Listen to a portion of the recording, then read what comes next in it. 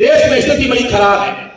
भारत देश को आजाद हुए 70 वर्ष से ज्यादा हो गए हैं और करीब 60 साल तक, आजादी के 60 साल तक, जिसमें कांग्रेस ने सबसे बड़ा राज किया था, इसके अलावा दूसरे लोगों ने भी राज किया था, बीजेपी ने 5 साल तक अटल बिहारी राज किया था, पर 60 वर्षों तक जो हमारे संविधान को बचाने वाली संस्थाएं थी, उन सबको, चाहे कांग्रेस हो चाहे विपक्षी, 60 वर्ष तक सबने उसकी रक्षा करी।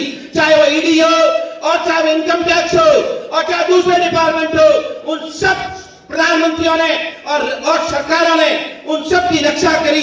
पर पिछले 12 साल में जो तमाशा भारतीय जनता पार्टी ने किया है और संवैधानिक संस्थाओं का जो मटिया मेल किया है, मैं उसकी भर्त्सना करता हूं। धन्यवाद देता हूं कांग्रेस पार्टी को और स्पेशली धन्यवाद देता हूं राहुल जी गांधी को, जो जिन्होंने इस मोदी सरकार के खिलाफ जो संविधान की ध्वजा उड़ाती जा रही है, इतना बड़ा झंडा उठाया है कि अगर आपने अब झंडे को आगे नहीं बढ़ाया तो भारत का संविधान सुरक्षित नहीं रहेगा।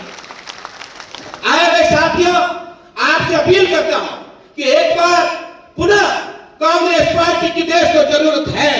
जब देश आजाद हुआ था और आजाद कराने के लिए हर कांग्रेस के घर से हजारों लोग शहीद हुए थे, जिसका नतीजा था कि हमारे देश को आजादी मिली। मैं आपसे आह्वान करता हूं, राज आते रहते हैं, जाते रहते हैं, देश में संविधान खतरे में है। अगर आपने अब की बार अगर झंडा नहीं उठाया और अपने अपने में रह गए, एक दूसरे को नीचे गिराने में रह गए, तो राज तो छोड़ो, देश में लोकतंत्र खत्म हो जाएगा। इसलिए आह्वान करता हूं आप सबसे कि आने वाले 3 साल ईंट से ईंट बजा दो, हर हाल में संविधान को राहुल गांधी और खड़गे साहब के नेतृत्व में हमको बचाना है। साथियों, बहुत बड़े नेता विराजमान है, मैं छोटी सी बात कहता हूं। इस देश को जब आजादी की जरूरत पड़ी तो लंदन में पढ़ने वाले जवाहरलाल नेहरू जी यहां पधार करके 10 साल तक जेल में रहे और देश को आजादी में अपनी भूमिका निभाई। जब देश को जरूरत पड़ी कि पाकिस्तान आंख दिखा रहा है तो इंदिरा गांधी सैनिक की तरह आई और पाकिस्तान के 2 टुकड़े करके और देश को, जो कहते हैं ना अभी बड़े बड़े पदों पर बैठे हुए कि हमारा 56 इंच का सीना है, अरे आपका 56 इंच का सीना कहां चला गया?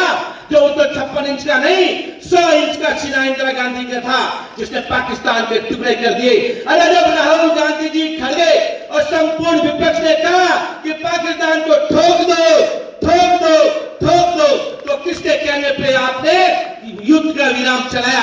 बताइए 56 इंच का सीना आपका कहां है? बात आई राजीव गांधी की, उन्होंने जान दे दी और देश के लोकतंत्र को बचाने में रहे। बात आई सोनिया गांधी की, प्रधानमंत्री की कुर्सी को ठोकर मार दी और मनमोहन सिंह जी को बना दिया। और बात आई राहुल गांधी की, उन्होंने सांसद की कुर्सी को ठोकर मार दी, उनको घर से बाहर निकाल दिया, उसको ठोकर मार दी और 4000 किलोमीटर की यात्रा करके आज संविधान को बचाने में हम सबको जाकर कर रहे हैं। मैं धन्यवाद देता हूं, बार बार नमन करता हूं राहुल गांधी की जननी को, जिन्होंने ऐसा सूरवीर पैदा किया है जहां संविधान है ही नहीं, जहां कानून बचा ही नहीं है, वहां सब जगह हमको बचाने में लगे हुए हैं। साथियों, स्पेशली जिस तरीके से इस भारतीय जनता पार्टी ने हमारे नेता राहुल गांधी और सोनिया गांधी पर जिस तरीके से चालान पेश कर दिया गया है, आपको पता है आनंद भवन कितनी कॉस्ट का होगा दिल्ली में? ये बड़ी बड़ी बातें करते हैं ना, इनको पूछो भाई आनंद भवन किसका था और कितने पैसों में? नहीं, 1 रुपया भी नहीं लिया।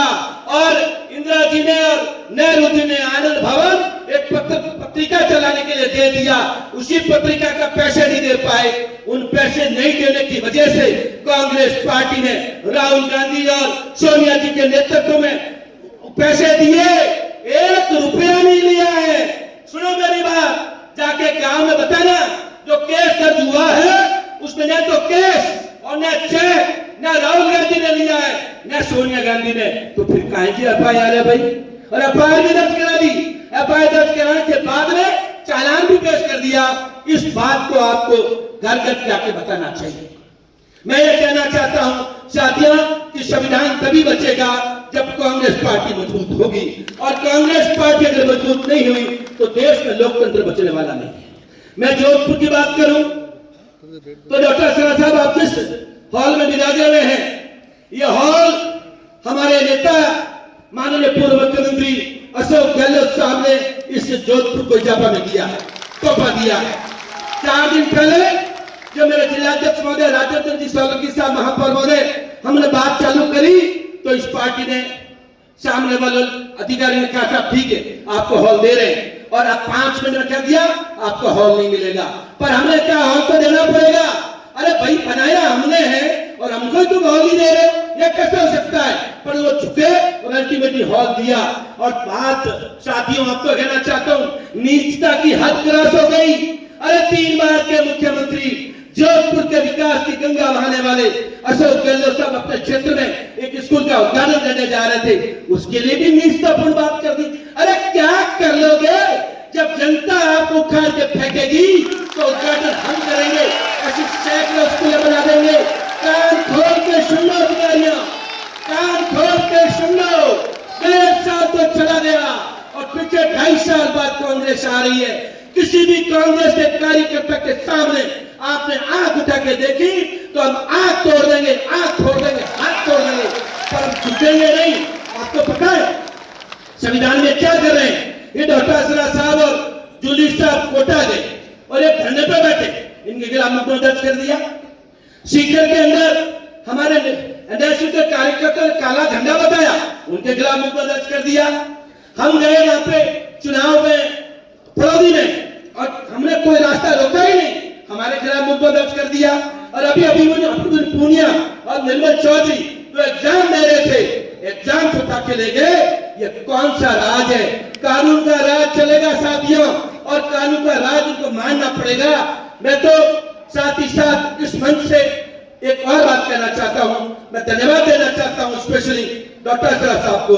डॉक्टर सरा जी, आपने जो मंडल अध्यक्ष बनाए हैं और मंडल कार्यकारिणी जो गांव में बनाई है, हर गांव और हर विधानसभा क्षेत्र में मैं दावा कर सकता हूं उस मंच से, उससे कांग्रेस पे भारी जोश आया है, एक नई ऊर्जा हुई है। हम इन फूटों को पछाड़ने में आपके मंडल कार्यकारिणी और जिला कार्यकारिणी और जो एक्टिवनेस आप लाए हैं उसके लिए धन्यवाद है। और साथ ही साथ जिस तरीके से आप सबको पता है कि जूली साहब डंडा मारते हैं कोई हंसते हंसते, बोलते हैं कोई हंसते हंसते, और अकेला आदमी पूरी विधानसभा में छाया हुआ है, इनको भी धन्यवाद देता हूं।